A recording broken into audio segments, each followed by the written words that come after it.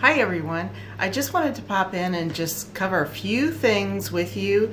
One is your Castle Branch profile, and I know that Castle Branch has been a little bit challenging, to say the least, for some because of the influx of records that were coming in and that their review has been relatively slow. So if you can let me know if you're experiencing delays in the review process, that would be great. I can help you with that, and I know that both Drs. Renegarby and Whittington have been in close contact with Castle Branch to try to move things along quicker so that we can make sure that we get all of you placed in a very efficient manner. So I apologize for their logistical challenges that they've experienced, and that is kind of cascading down to impact some of you.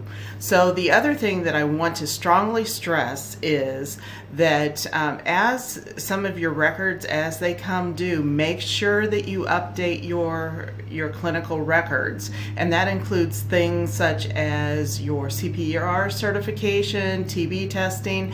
All of you will need to show that you have this year's flu vaccination, so make sure that you get that uploaded just as soon as you have that completed, so we don't delay your practicum, because when we don't have a current immunization or some kind of waiver, then we have to kind of suspend your practicum experience until we get those records up to date.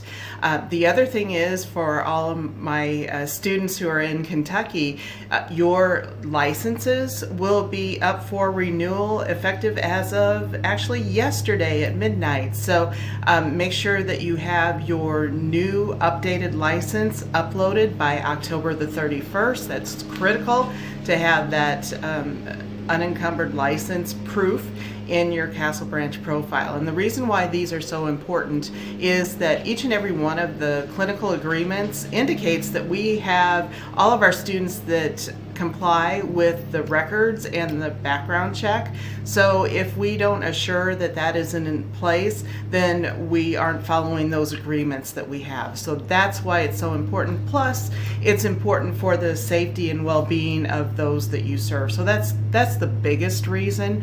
So I just wanted to share those few things with you. If you have any questions or concerns as you're progressing with your practicum, please let me know. The other thing is, as you're doing your journal entries, be sure to connect back to what you've learned throughout your master's program, and it may be what you've learned through fiscal management and talking about budgeting and how you're seeing it actually occur in practice, those types of things, and really think about how your experiences are going to influence your practice in the future as well. So it's all about connecting those dots as far as what we've learned in the classroom and then what happens in practice, and reflecting on that experience and reflecting how you will apply that as you move forward in your leadership practice. So if you have absolutely any questions or concerns, please feel free to let me know. I'm looking forward to learning more about your practicum experiences. I'm already reading some logs, and it's really exciting to watch what you all are doing right now. So take care and let me know if you need anything.